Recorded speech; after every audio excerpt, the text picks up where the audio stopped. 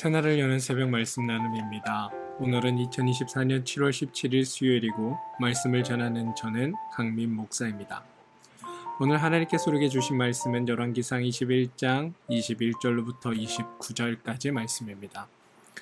여호와의 말씀이 내가 재앙을 내게 내려 너를 쓸어버리되 내게 속한 남자는 이스라엘 가운데 매인자나 노인자를 다 멸할 것이요 또 내 집이 느바세 아들 여로보암의 집처럼 되게 하고 아히야의 아들 바하사의 집처럼 되게 하리니 이는 내가 나를 노하게 하고 이스라엘이 범죄하게 한 까닭이니라 하셨고 이세벨에게 대하여도 여호와께서 말씀하여 이르시되 개들이 이스라엘 성읍 곁에서 이세벨을 먹을지라 아합에게 속한 자로서 성읍에서 죽은 자는 개들이 먹고 들에서 죽은 자는 공중의 새가 먹으리라고 하셨느니라 하니 예로부터 아합과 같이 그 자신을 팔아 여호와 앞에서 악을 행한 자가 없음은 그를 그의 아내 이세벨이 충동하였음이라.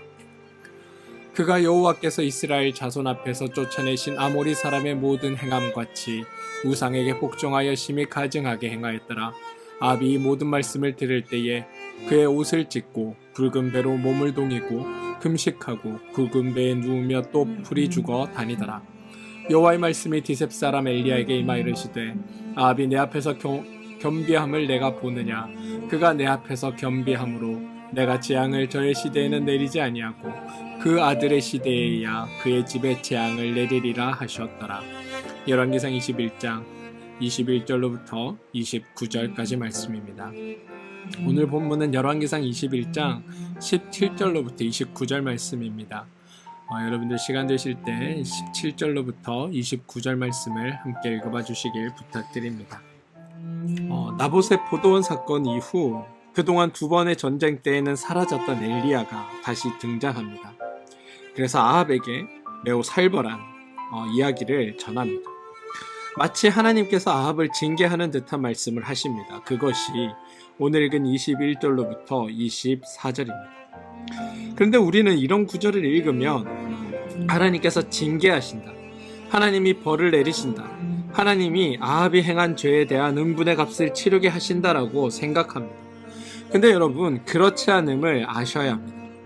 지금까지 살펴본 대로 아합은 이전에도 이미 수많은 악행을 행했습니다. 그런데 하나님이 그때마다 징계하시는 게 아니라 그때마다 참아오셨습니다.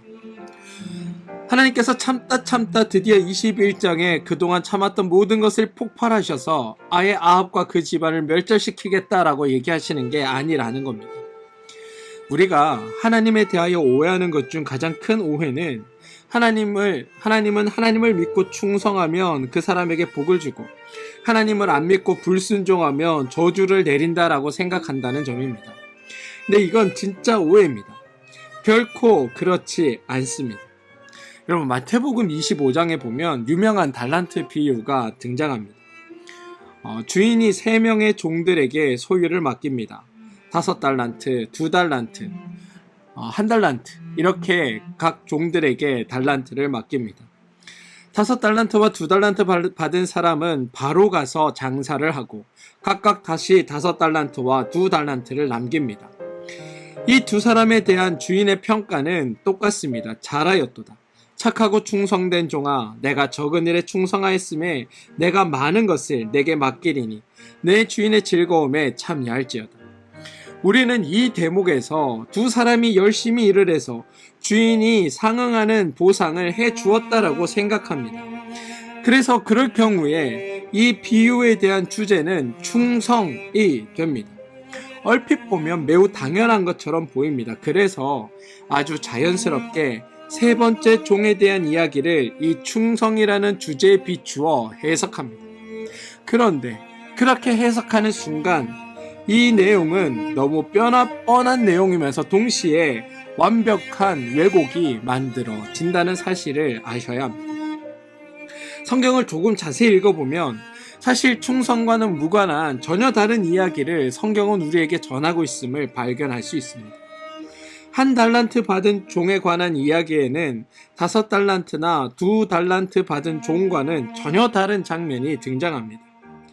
앞 두 사람은 주인에 대해 한마디도 하지 않습니다. 성경의 표현대로라면 달란트를 받은 순간 바로 가서 장사를 하였다라고 이야기합니다.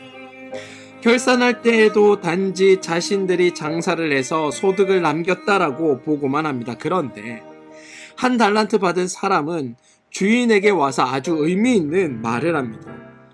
주인이여, 당신은 굳은 사람이라 심은 데서 거두고 해치지 않은 데서 모으는 줄을 내가 알았으므로 두려워하여 나가서 당신의 달란트를 땅에 감추어 두었나이다.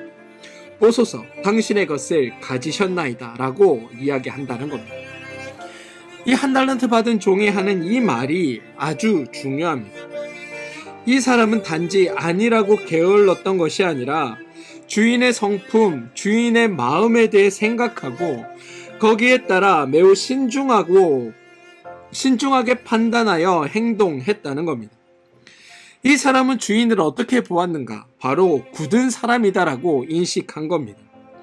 이 사람이 생각한 굳은 사람이란 심지 않은 데서도 거두고 해치지 않은 데서도 모으는 사람입니다. 일반적으로 우리가 좀 악착 같은 사람을 이야기할 때도 심은 데서 거두고 해친 데서 모은다고 생각하는 게 정상입니다. 그런데 이 사람은 심지 않은 데서 거둡니다. 그리고 해치지 않은 데서도 모을 정도입니다. 그러니 만일 심었으면 심은 만큼이 아니라 더 많이 거두어야 성에 차는 사람이고, 해친 데서 모은다면 해친 만큼이 아니라 그곳에서 몇 배를 더 모아야 직성이 풀리는 사람이라는 겁니다. 주인에 대해 이 종은 이렇게 평가를 내리고 이렇게 판단을 한 겁니다. 그러니 이 종은 무언가를 행동하기가 아주 두려웠던 겁니다. 한 달란트를 받았는데 이 달란트를 남기지 못할 바에야, 아니 손해보지 않을 바에야 적어도 고스란히라도 갖다 줘야 되겠다. 우리 주인은 해치지 않는 곳에서도 더 모으는 사람이고 심지 않은 데서도 거두는 자니까 자칫 잘못하면 모든 큰 화를 내가 입을 수도 있겠다라고 생각했다는 겁니다. 그래서 이 종이 내리는 가장 현명한 결단, 본인으로서는 살아남을 수 있는 유일한 수단으로 생각한 게 바로 주인에게 받은 것이라도 손해보지 않고 그냥 돌려주는 것이었다는 겁니다. 여러분이 주인이라면 이때 어떤 결정을 내리시겠습니까? 성경은 이렇게 이야기합니다. 주인이 대답하여 이르되 악하고 게으른 종아, 나는 심지 않은 데서 거두고 해치지 않은 데서 모으는 줄로 내가 알았느냐? 그러면 내가 마땅히 그 돈을 취리하는 자들에게나 맡겼다가 내가 돌아와서 내 원금과 이자를 받게 하였을 것이니라 하고, 그에게 달란트를 빼앗아 10달란트 가진 자에게 주라. 무릇 있는 자는 받아 풍족하게 되고 없는 자는 있는 것까지 빼앗기리라. 이 무익한 종을 바깥 어두운 데로 내쫓으라. 거기서 슬피 울며 이를 갈리라라고 이야기했다는 겁니다. 여러분, 이 결론이 어떠십니까? 앞에 5달란트 받은 사람과 2달란트 받은 사람에게는 착하고 충성된 종이라고 했으니 이 사람에게는 악하고 게으른 종이라고 부르는 것이 당연하고, 두 사람에게는 상을 주었으니 이 사람에게는 벌을 주는 게 당연하다라는 생각이 혹시 드십니까? 근데 여러분, 그런 생각이 드시다면 여러분이 이 본문을 정말 잘못 이해하고 계신 겁니다. 이 비유의 핵심은 여러분, 한 달란트 받은 사람이 그의 주인을 어떻게 생각했는가에 초점이 맞추어져 있습니다. 한 달란트 받은 사람의 오해와 그 오해가 만들어오는 잘못된 행동을 우리에게 보여주며 우리로 하여금 하나님을 바르게 알도록 이 비유는 우리를 이끌어갑니다. 여러분, 이 종은 주인에 대해 굳은 사람이라고 생각했습니다. 실제로 주인은 굳은 사람이 아닌데 이 종은 굳은 사람이라고 오해를 한 겁니다. 마치 우리가 하나님은 하나님께 충성하면 상을 주고 하나님께 충성하지 않으면 심판하고 징계하시는 분이라고 생각하는 것과 똑같다라는 겁니다. 종이 주인을 오해했다는 증거가 주인이 5달란트 받은 사람과 2달란트 받은 사람을 동일하게 대해준 것에서 확인이 됩니다. 여러분, 만약 주인이 실제로 굳은 사람이었다면 앞에 두 사람을 동일하게 대해주지 않았을 겁니다. 아마 2달란트 받은 사람에게 너는 5달란트 받은 사람보다 능력이 부족해서 내가 2달란트밖에 안 주었지만 결국 내 예상대로 2달란트밖에 남기지 못했구나. 그따위로 이래서 언제 5달란트 받은 사람 따라갈 수 있겠니? 그래서 내가 그 수준밖에 안 되는 거야. 나는 자신을 업그레이드 시키지 못하는 사람을 데리고 있을 만큼 너그러운 사람이 아니란다.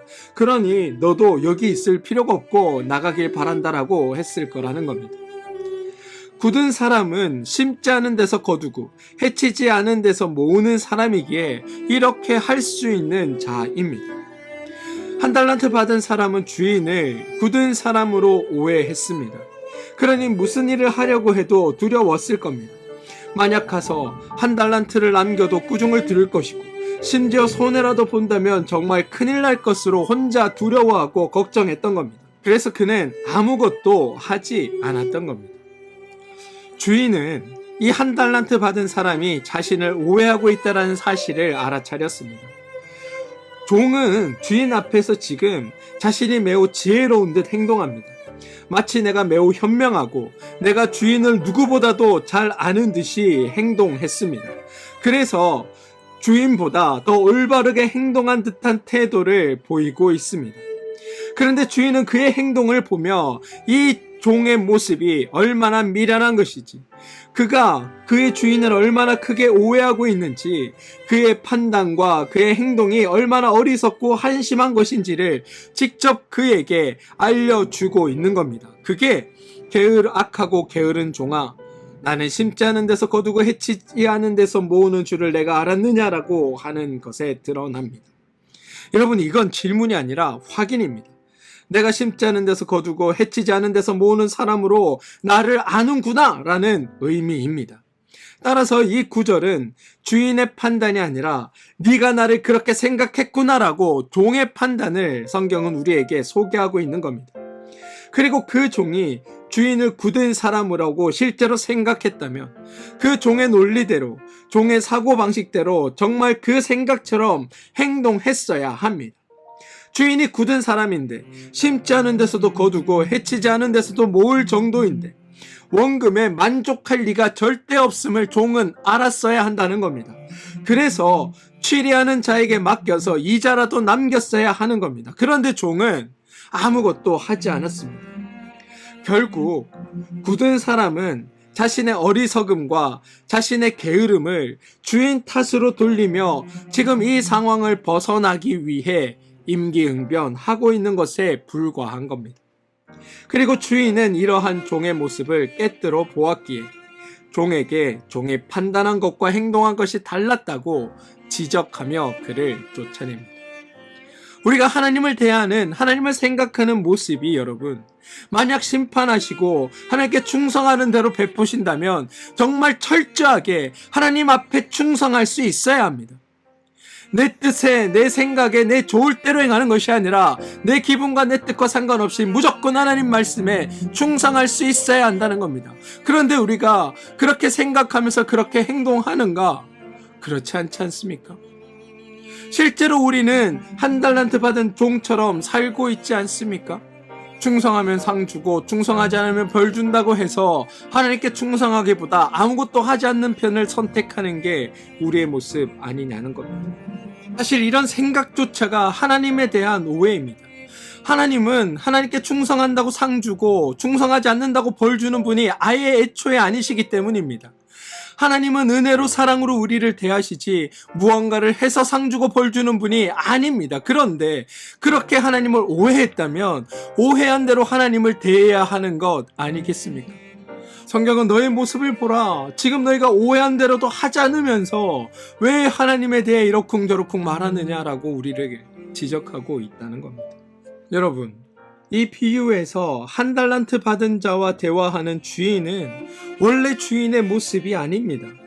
1달란트 받은 자에게 행하시는 모습은 1달란트 받은 자가 그의 주인을 왜곡하여 오해하여 생각한 대로 하나님께서 그에게 그대로 보여주심으로 말미암아 내가 진짜 네 생각대로 한다면 너는 이런 꼴을 당하게 될 것이다 라고 보여주고 계시는 겁니다. 그러므로 달란트 비유에서 마지막 취하는 주인의 조치를 보고 그래, 하나님은 이런 분이야 라고 단정지어 생각하면 안 된다는 겁니다. 그럼 하나님은 어떤 분인가? 바로 오늘의 말씀에서 그 하나님을 발견할 수 있습니다. 여러분, 5달란트 받은 사람과 2달란트 받은 사람은 착하고 충성된 종 이전에 그냥 종입니다. 그리고 그 두 사람이 각각 장사해서 5달란트와 2달란트를 남긴 것이 상을 받을 만한 일이 아니라 그냥 그건 종의 본분입니다. 주인께서 위임하신 일을 받았으면 무슨 짓을 해서라도 그 주인에게 손해가 나지 않도록 주인에게 유익이 되도록 만들어내는 것이 종이 할 일이기 때문입니다. 그렇게 일해놓고 그들이 할 말이라는 건 저를 먹여주시고 재워주시고 주인의 일을 내게 맡겨주셔서 감사합니다라는 것 뿐입니다. 주인은 상을 주지 않아도 됩니다. 왜냐하면 종은 그냥 종의 밥값을 했기 때문입니다. 그런데 이 주인은 종을 종으로 대한 것이 아니라 그를 어마어마한 선대로 대해주고 있음을 성경은 이야기합니다. 하지 않아도 되는 칭찬을 해 주었을 뿐만이 아니라 하지 않아도 되는 보상도 그에게 해줍니다. 성경은 그 종들을 향해 내 주인의 즐거움에 참여할지어다라고 말했다고 합니다. 종에 대해, 종의 행동에 대해 상응하는 보상을 한 것뿐만이 아니라 아예 그들을 자신의 아들 대하듯 대해준 겁니다. 종의 분깃을 받고 떨어지는 정도가 아니라 아예 주인의 즐거움에 동참하는 영광을 준 겁니다. 여러분, 주인이 최소한 이 정도입니다. 잘한 사람 상 주고 못한 사람 벌 주는 게 아니라 실제로 굳은 사람이 아니라 도리어 자비로운 사람, 자애로운 사람, 사랑이 넘치는 자가 바로 이 주인이라고 이야기합니다. 그리고 그 주인이 바로 우리의 하나님이시다라고 말씀하고 있다는 겁니다. 아합의 행동에 대한 하나님의 평가는 아합이 20절 내가 내 자신을 팔아 25절 그 자신을 팔아 에서 드러납니다. 팔아 라는 말의 뜻은 적에게 넘기다, 포기하다, 배신하다, 자포자기하다 라는 뜻입니다. 아합은 스스로 자신의 삶을 적에게 즉 죄에게 넘겼고 자신의 멸망을 스스로 자처하고 있습니다. 하나님은 아합의 이러한 행위에 대해 아합이 그랬으니 너를 심판하겠다라고 하신 게 아닙니다. 내가 스스로 결정하였으니 스스로 당하라고 방치하시는 것도 아닙니다. 도리어 계속해서 하나님의 은혜와 하나님이 어떤 분인지를 알기를 바라는 그 계시의 일들을 반복하며 보여주고 계십니다. 하나님이 은혜를 주시는 것이 오늘 말씀 중 27절에서 29절입니다. 아합이 이 모든 말씀을 들을 때에 그의 옷을 찢고 굵은 배로 몸을 동이고 금식하고 굵은 배에 누우며 또 풀이 죽어 다니더라. 사실 아합의 이런 모습은 앞서 식음을 전폐하고 누웠던 아합의 모습과 반복입니다. 사실 그냥 쇼하는 것으로 보는 게 더 무방합니다. 그런데 하나님은 이런 아합의 속내를 아시면서 일부러 속아주고 계신 겁니다. 왜냐하면 이렇게 하나님이 속아주지 않으면 아합이 멸망당할 것이 뻔하니까 하나님은 속아주면서까지 아합에게 은혜를 베풀고 계시는 겁니다. 그것이 29절 아합이 내 앞에서 겸비함을 내가 보느냐 그가 내 앞에서 겸비함으로 내가 재앙을 저의 시대에 내리지 아니하고 그의 아들의 시대에야 그의 집에 재앙을 내리리라 하셨더라.